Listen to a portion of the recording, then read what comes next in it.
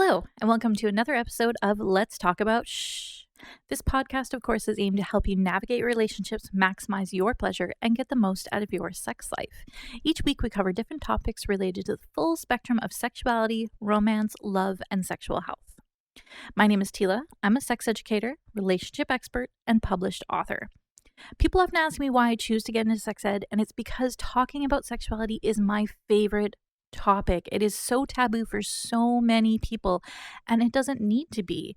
People are struggling in their love life, they're struggling with their sex life, and the information is out there. And I love helping people connect with and understand their own sexuality and to foster healthier relationships. So if you're struggling with the area around sexuality or relationships or sexual health and you have a question that you'd like answered, please send in your questions to questions@exploresextalk.com. So today I want to revisit a bit of a topic that we've talked about before. It's actually one of our most popular episodes, and it's our episode on consent. And I want to do a little bit of a deeper dive into defining consent. I've had a lot of people write in about that episode and ask more questions, and they want things a little bit more clarified. So I want to do a little bit of a deeper dive today into defining consent, because everybody's heard this word. Everybody knows the word consent or, has heard it in passing. And many people know it's important, but a lot of people struggle to really understand what it means. And it's because we don't really have a lot of clear language and a lot of clear communication about consent. I mean, that's changing, but it's still a conversation that's ongoing and evolving. And, people seem to struggle, how is it involved in our decision making, and does consent stem from desire? If it's an expression of desire, how much control do we have over it? What are the core considerations? What does consent really mean? And how do we apply that to different areas of our life? So, as I mentioned, conversations around consent are not new, but most people are just getting on board with the topic. I mean, if we look back, 2017 was really a year where the topic of consent, sexual assault, sexual misconduct, it really took the spotlight in the wake of everything with Harvey Weinstein and the rise of the Me Too campaign, which actually was around for quite a number of years before it became more worldwide known in 2017. But at that point, it raised more awareness and passion about the subject than we've ever seen. And it's continued to open up conversations and awareness. And we talk more now about how consent applies to different situations than we ever have as a society. So we know it's a big deal, but some people really still struggle with articulating why and what they really know about consent. And that's not surprising, because when you talk to the average person on the street, most people agree that it's important, but some people really struggle to define it clearly. Clear-cut cases are sort of easy for people to point out, but when we get into more complicated situations, there's a lot of confusion, disagreement, different opinions on what consent really looks like, in those gray areas. And I mean, consent as a subject applies to a lot of different areas of our world, from medical practices to business to even taking somebody's picture. How do we practice and promote it in our sexual interactions and in our relationships? So when we're talking about sexual consent, there are a lot of different thoughts and feelings associated with what that really means. But consent is a very necessary conversation for anybody who wants to have a really healthy and happy sex life. It's very key. People are easily confused by what giving or getting consent really looks like because of all the social influences we have, particularly around sex and, how it's modeled to us, and that it's shown it's embarrassing and awkward, and asking for consent isn't considered, it's depicted as not very sexy and only done by people who are clumsy or awkward. So I just want to take some time to really clear the air and get down to the bottom of what consent really means so that it's crystal clear for everybody listening. Now, you may be thinking this may be totally unnecessary and consent is pretty basic, but whether people either know how to give it or they don't, or how complicated it can be, the truth is that the general definition a lot of people have is actually kind of vague. And we assume that everyone has this shared understanding of what the concept consent really means. And we also expect people to have this solid understanding of how to use it and respect it. But it's actually not so clear. And we see this when we look at academic research. sexual consent is really defined by its comparison to sexual assault. And paradoxically, sexual assault is also defined by its lack of consent, and in most cases, the use of force. But, that gets kind of tricky because aren't there some people who enjoy the use of force? Pop culture shows us lots of examples where rough sex is depicted. In many cases, it's shown as passionate and sexy. It's not automatically a bad thing, right? So we can't necessarily say that it's not consenting. There's many subcultures that explore kink and BDSM, which for anybody who doesn't know, BDSM stands for bondage, discipline, dominance, sadism, submission, and masochism. I know that's a lot. We'll go a little bit more in depth in that in another episode as well. But their practices are sometimes defined, like some, not all, but some BDSM practices are defined by use of force. And this sort of all kind of muddies the water, right? Consent all of a sudden is not so crystal clear as it seemed a few minutes ago, right? The argument can be made that those people wanted it and that they consented, they gave permission, they may have asked for it. And the thing is that if consent is such a clear and defined concept that every single person understands, why are we hearing statements like that in line of defense in sexual assault cases where there's clearly a grievance, where there's clearly someone who has endured something against their will? So this misinterpretation of signals someone gives, or the complete disregard of that, has ruined lives. It's caused physical and emotional damage. And in some cases, it's caused the loss of liberty and freedom for people. So this is a prevalent problem across the world. I don't think there's any culture in the world that doesn't struggle with sexual assaults or lack of consent or anything. So while it may seem like a simple concept, it's not quite as simple as it seems.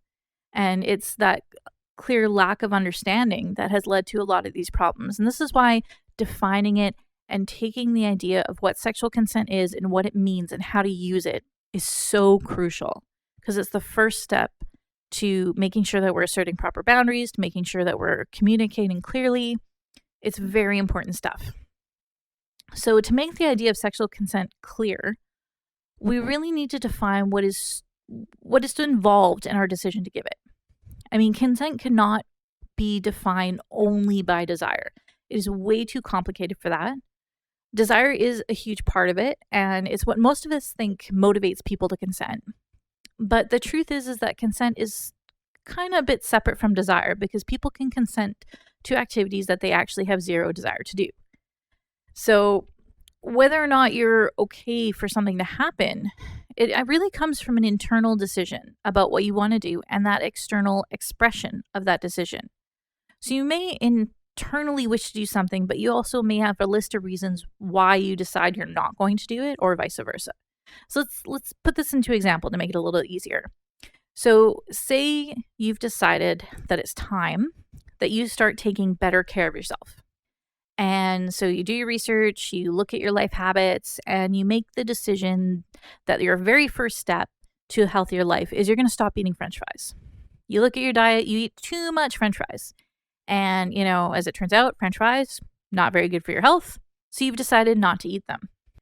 So what if the next day I call you up and I invite you, let's go out for lunch, and I propose, let's go to this amazing restaurant, and they have the most phenomenal French fries, the best French fries you've ever tasted in your life. And you may want to go.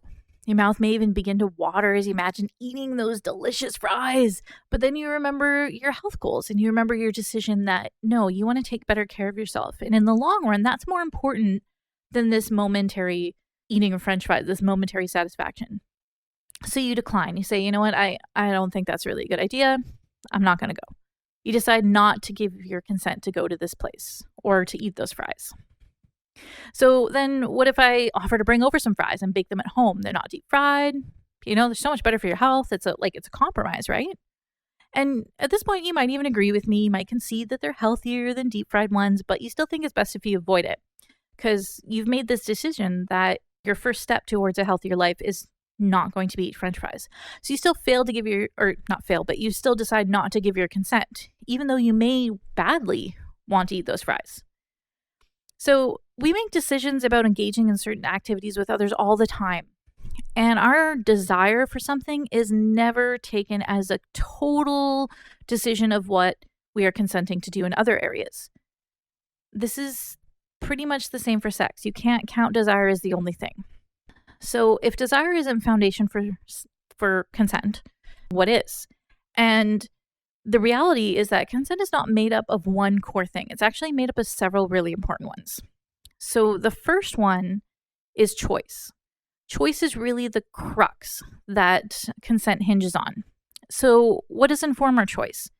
The idea of consent being freely given is a really important factor. It's actually the most important part of the whole process, our free will to choose what we are willing to consent to based on what we know the situation, the people involved. We make our decisions based on our perception of the situation, the relationships we have with those people. I mean, consent is not considered to be real if it was given from someone in duress or under threat for their safety of themselves or their loved ones. If someone is not really given a choice, or maybe they're unable to make a choice when they're if someone's unconscious, it's pretty safe to say they never gave permission. Consent, it's absolutely crucial that is completely freely given and completely without coercion. The second piece is that consent is not a one-time act that stands for all of time. It's an ongoing process. Just because someone consents to something once doesn't mean that they are going to consent to it all the time. The ability to change your mind and withdraw consent is just as an important of aspect of what it means to have real consent. I mean, if you're going on this one-time decision for the rest of time, I mean, that's a huge decision for anything. People need to be able to change their mind, and there's a number of reasons why they may wish to. It is up to each person to decide where that line is for themselves and communicate it. Sexual consent is really an agreement to engage in pleasurable activities, hopefully mutually pleasurable activities, for a period of time. And that period of time varies wildly depending on the interests of the people involved, whether it's for a single moment, night, or even an ongoing relationship. How consent evolves is always an ongoing process, and it's a process that negotiates for the current moment and in the future. Which leads us to the next principle, that consent can be withdrawn. It is reversible in the moment that things are happening, or reversible for future activity. It can't change the past. Consent was either freely given or it wasn't, but people are allowed to change their mind and withdraw their permission.